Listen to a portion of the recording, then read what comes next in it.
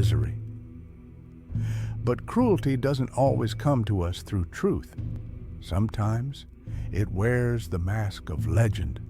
From the blood-soaked courts of Assyrian kings, we step into the dim vaults of Europe's imagination. There, behind glass in Victorian museums, stood a coffin of cold iron, its door bristling with spikes, its shadow promising a slow, spiked death. They called it the Iron Maiden, a sarcophagus that embraced its victim with steel, closing in until the spikes drank their fill. To the public, it was the perfect image of medieval cruelty. Brutal, theatrical, unforgettable. But here, the historian raises a finger of warning. The Iron Maiden may be more stagecraft than fact.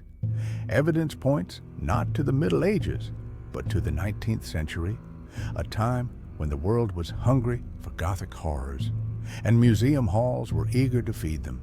It is what nightmares wear when history wants a costume, a legend sharpened for our fascination, rather than for justice. And yet, whether truth or tale, there were torments that left far less to imagination and far more to the cold bite of reality.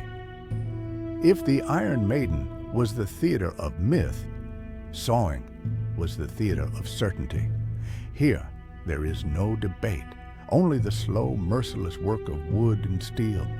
The condemned was bound, often hung upside down, the blood pooling in their head to keep them alive for as long as possible. Then came the saw. From groin to chest, the teeth bit in each pull a cruel heartbeat. The inverted position meant death did not rush in to save them. Gravity was the executioner's silent accomplice, ensuring the pain lingered, the screams stretched. It was public, deliberate, and unforgettable. A vertical divide that was both punishment and performance, theater and terror in a single, dreadful motion. But as cruel as the saw was, there were punishments where timbers itself was the chosen judge.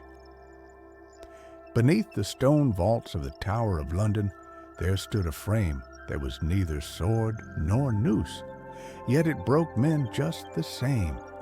The rack, a rectangle of timber, rollers at either end, ropes coiled like patient serpents. In the days of Queen Elizabeth I, its shadow stretched over England's enemies and traitors alike. Turn the iron crank, and the body obeyed.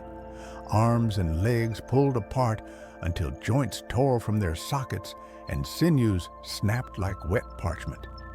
It was not death, the rack promised, but surrender.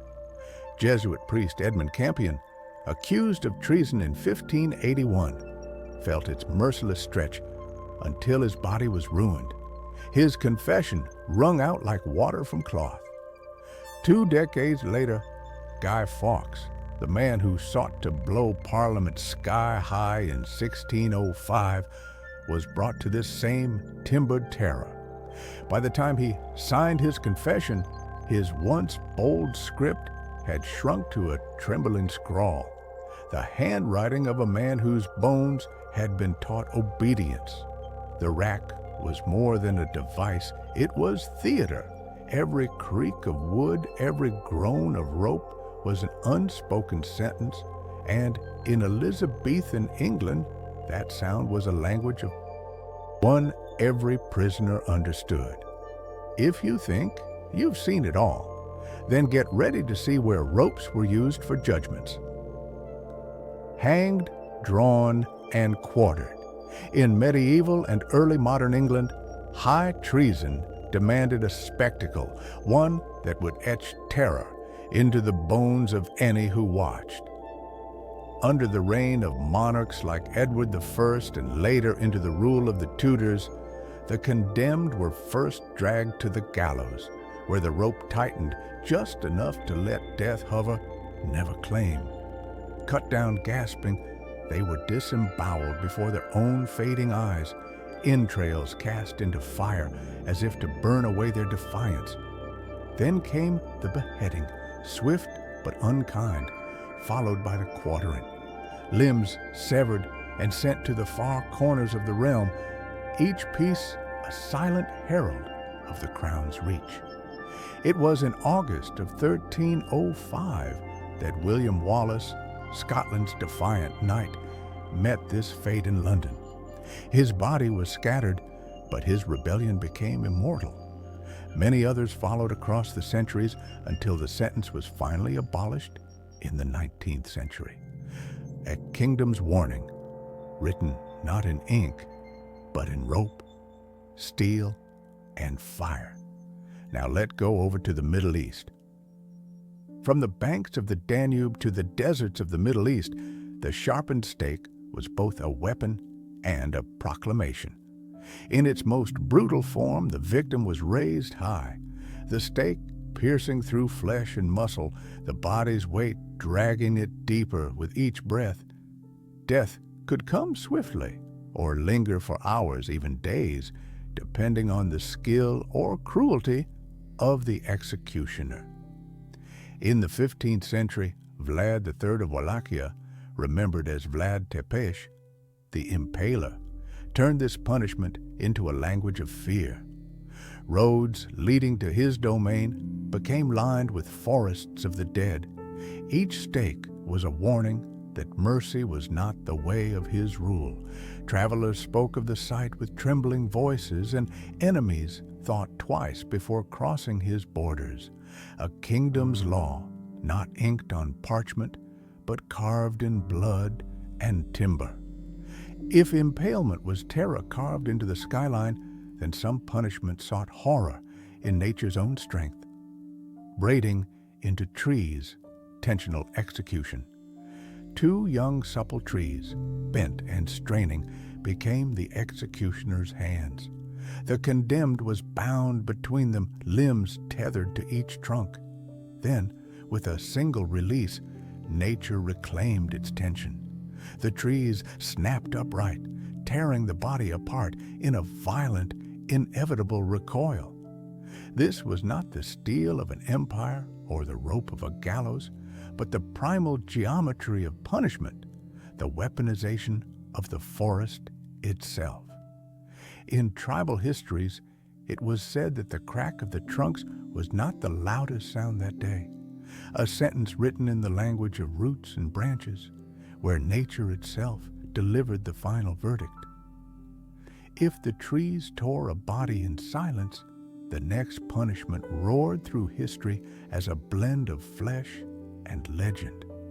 The blood eagle, alleged Viking ritual. In the sagas of the North, vengeance was not whispered, it was carved. The victim's back was split open, ribs pried from the spine, lungs pulled outward to mimic wings. At least, that is how the storytellers tell it.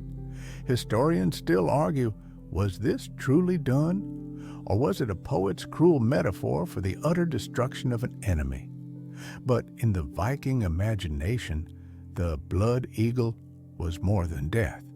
It was a storm made personal, a punishment as symbolic as it was savage, a ritual painted in sagas with horns and vengeance at its center. Whether literal or literary, it remains one of the most haunting emblems of revenge's extremity. From the cold wind of the north, we move into the heat of moral fury, where Vikings carved their vengeance, medieval Europe fed its flames. Burning at the stake. Born from the union of religion and law, this punishment became the chosen fate for heretics, witches, and those accused of sins that threatened the order of Christendom. In the public square, the condemned was bound upright, the stake standing like an unholy altar. Bundles of wood, tar, and straw were stacked high, the air thick with the smell of pitch before the spark was struck. The crowd gathered not just to witness justice, but to watch sin itself as they saw it, consumed. It found its peak during the late medieval and early modern witch hunts, sweeping through Europe from Spain's Inquisition tribunals to the German principalities. Joan of Arc's martyrdom in 1431 remains its most famous and tragic flame-lit chapter. The stake was both altar and executioner. Fire turned moral outrage into public ritual, leaving ash where once there was flesh. From fire's consuming roar, we descend into the muffled silence of the earth itself.